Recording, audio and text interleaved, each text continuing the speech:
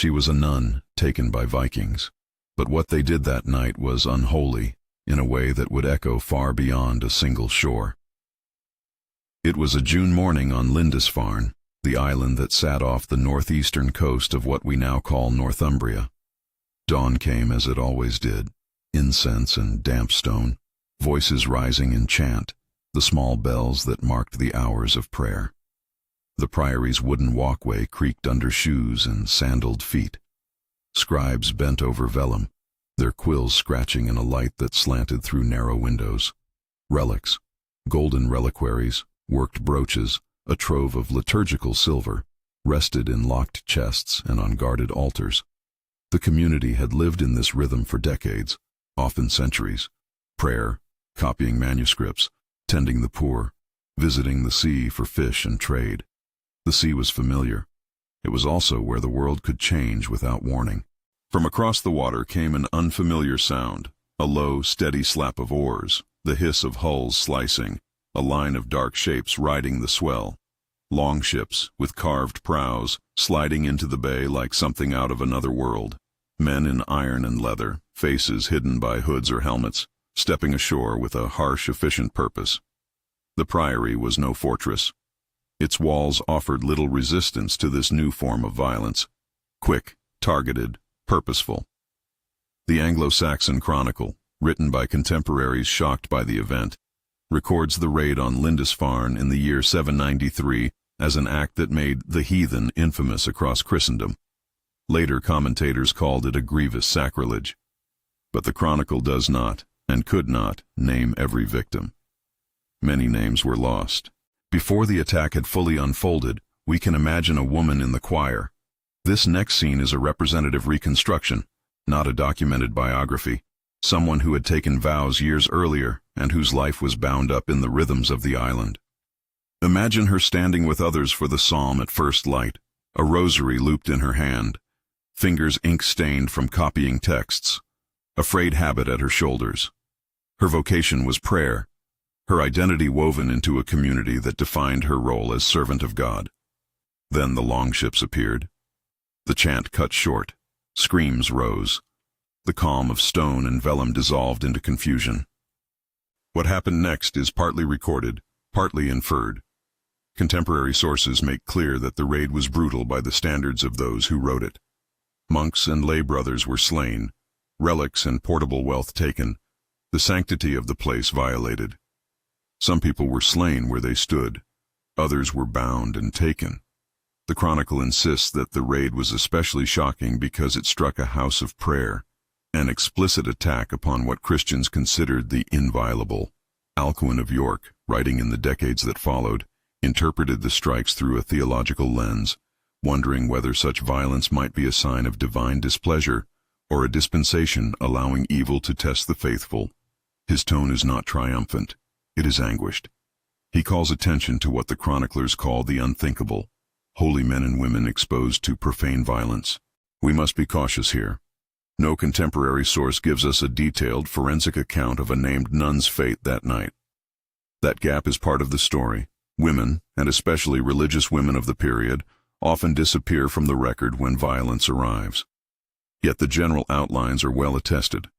Raiders targeted coastal monasteries because they concentrated wealth, because their goods were portable, and because they were poorly defended. Monasteries like Lindisfarne were living repositories of treasure, metalwork, illuminated manuscripts, and relics that, for raiders, were convertible into cloth, silver, and status back home. The men who sailed those ships were motivated by a mix of reasons: personal gain, social prestige, political opportunity, and their tactics fit the possibilities of sea power, speed, surprise, and the ability to withdraw. When captives were taken, they entered into an existing Norse system of servitude. In Old Norse society, slavery was institutionalized. Those enslaved were called thralls. Thralls were both a legal category and an economic resource. They could be put to work on farms, in households, or in specialized labor. They could be traded, given as gifts, or kept as part of a master's retinue. The Gragas, the body of Icelandic laws compiled later, but reflecting much earlier practice, lays out the rules of servitude, including categories of punishment, ownership rights, and the status of children born to unfree women. Sagas and legal codices, while not strictly contemporary to every raid, provide a legal context that historians use to reconstruct likely outcomes for captives taken in the late 8th and 9th centuries. For women taken from Christian communities, the consequences were particularly wrenching. The loss was not only freedom but identity. Vows taken before God, a life ordered to prayer and community, were suddenly severed by the act of being placed into property status.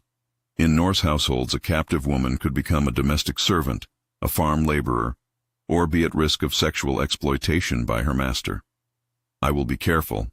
Contemporary sources do not give us explicit, repeated testimony of systematic rape at Lindisfarne itself.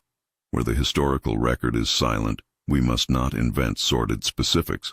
What sources do indicate, however, is that sexual relations between masters and unfree women occurred, and that law and custom regulated these relationships in ways that made thralls especially vulnerable.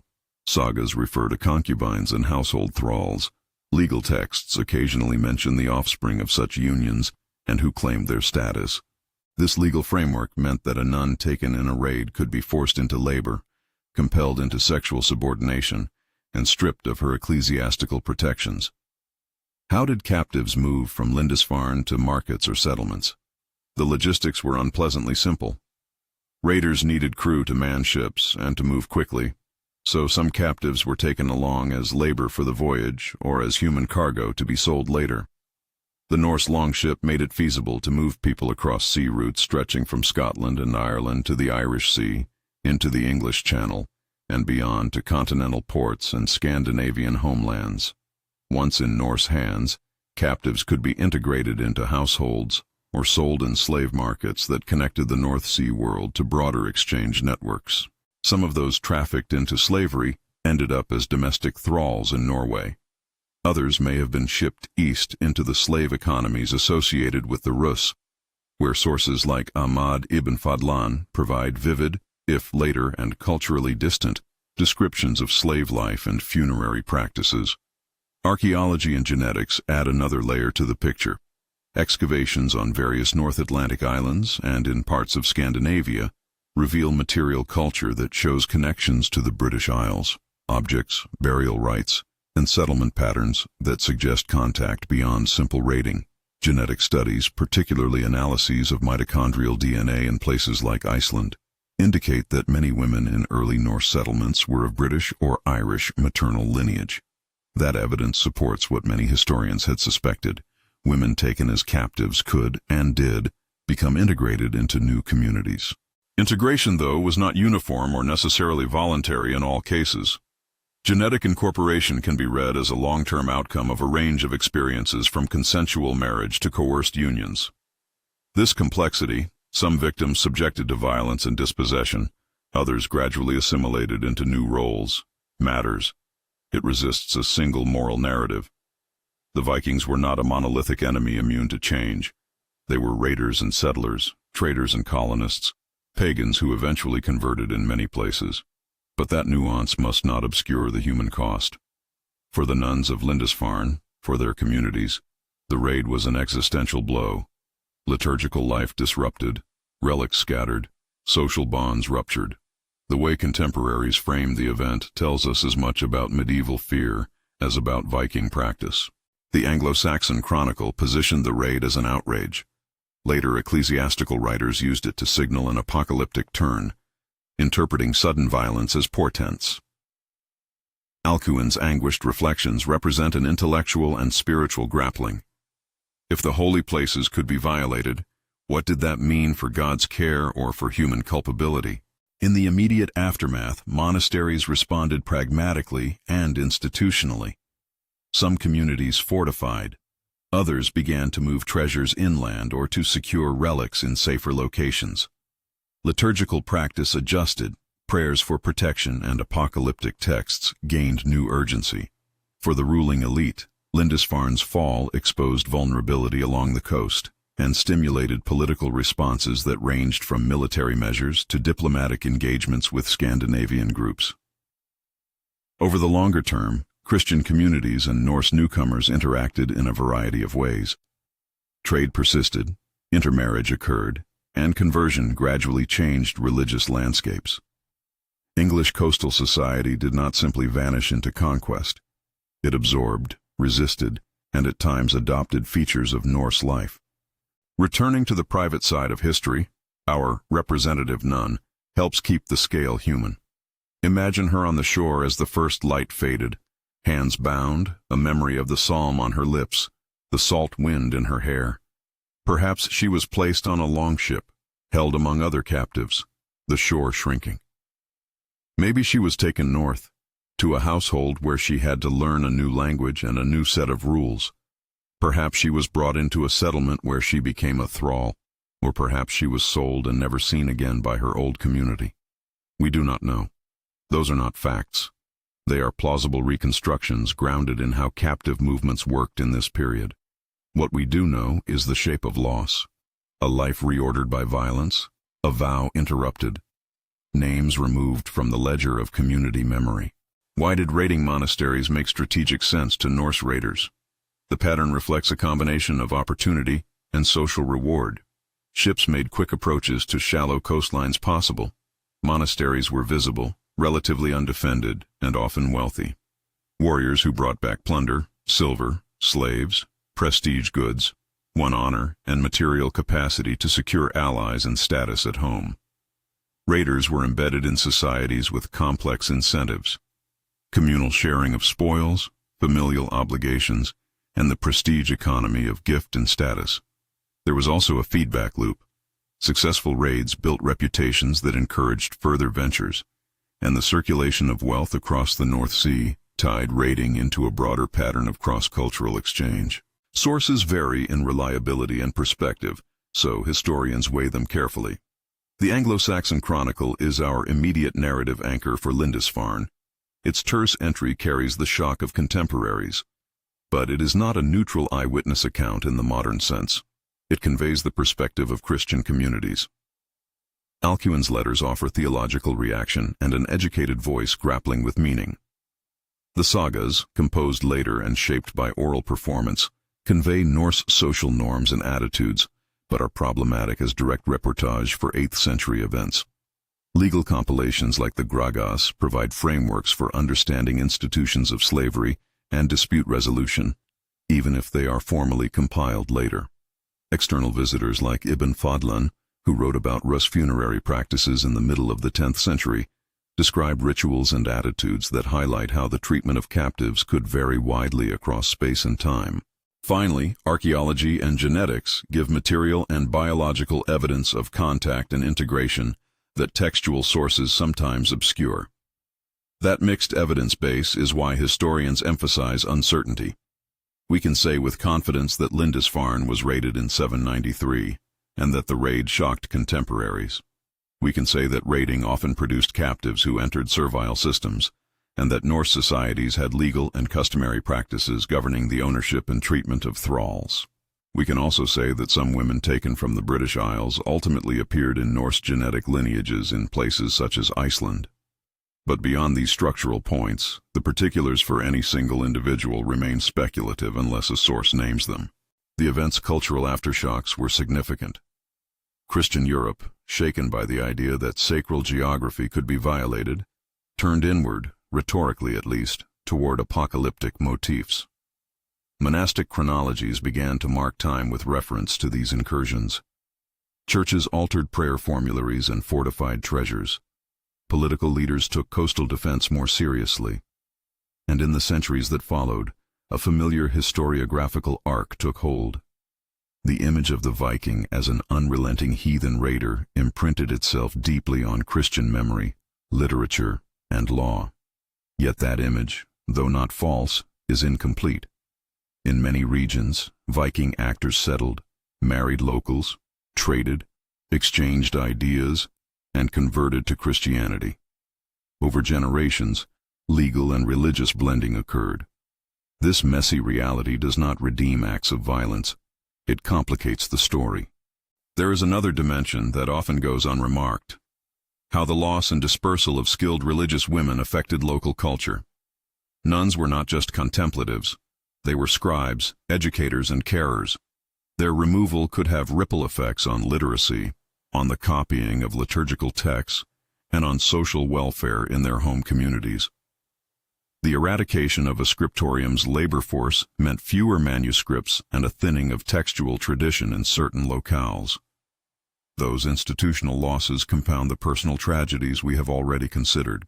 We should also be explicit about legal and moral frameworks in Norse societies. The Gragas and other sources show that thralls had little formal protection and that masters could exercise wide authority, yet the Norse world also had rules about kinship, reputation, and honor that constrained behavior in ways different from, but not necessarily more brutal than contemporary societies elsewhere. Criminal acts against a master's property, for instance, might be punished harshly, not solely because of moral condemnation, but because of a property-centric legal order. When sexual relations between masters and thralls occur in the sources, they are often narrated in terms of social status and legitimacy, rather than simple moralizing prose.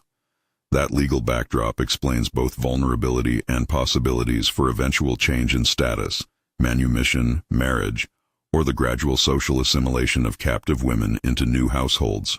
At the end of our narrative arc comes the question the title itself presses. What did they do that night that was unholy? Part of the answer is obvious to medieval chroniclers. They violated a sacred place. To strike inside a monastery was to breach a boundary that medieval Christians believed ought to be sacrosanct. For the victims, monks, nuns, lay brothers, and servants, the immediate unholiness was the destruction of the life ordered around God. For wider Christendom, the event reverberated as evidence of a disordered world.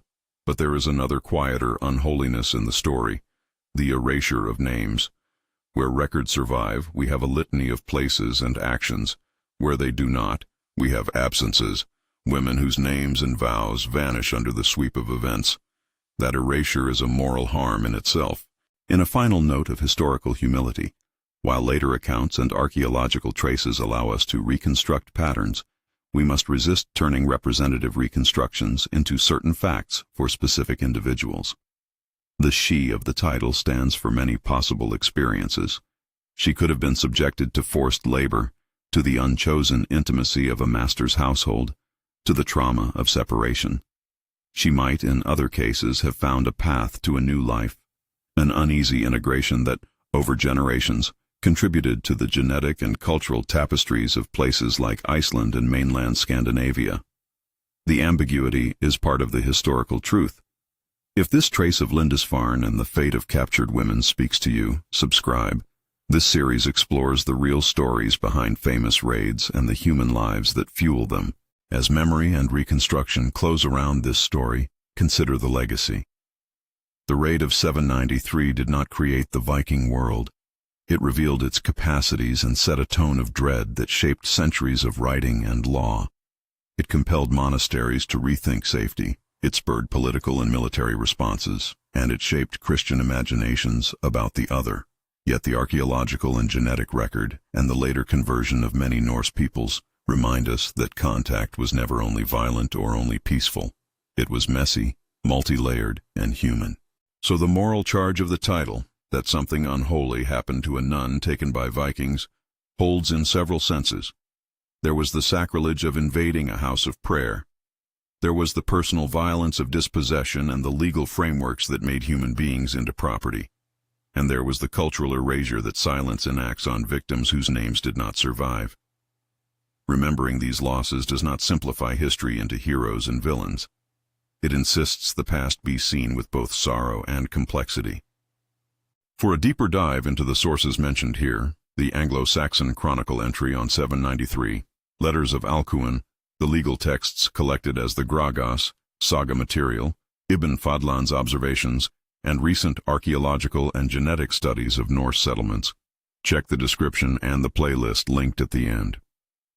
For those who want to follow the material trail, the reading list in the description will point you to primary translations and the best recent scholarship on Lindisfarne, Viking slavery, and the movement of peoples around the North Sea.